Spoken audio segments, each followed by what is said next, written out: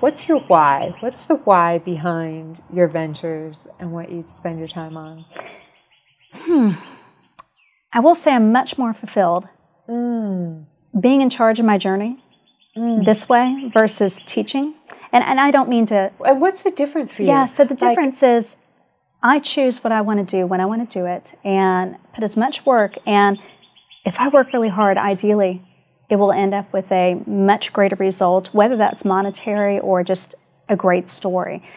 Teaching, and I have the greatest respect for teachers, but you teach the syllabus, and then you take a break for the summer, you come back, you teach the syllabus again, so it can get very repetitive. Even though you're touching, hundreds of lives.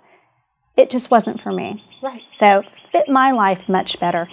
And the other part is being able to tell these stories.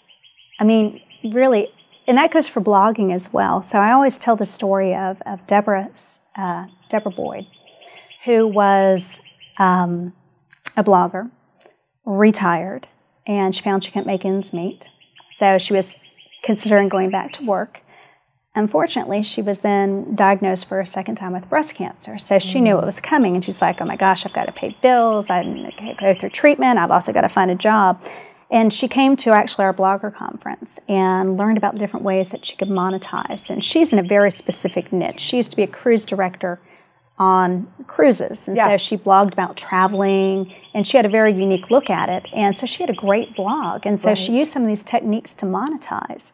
And what it did was it allowed her to be able to stay home, treat her cancer on her own terms, and be able to make ends meet. And to me, when she told me this story a year later, I had not even met her until a year later, and she told me what a difference that had made.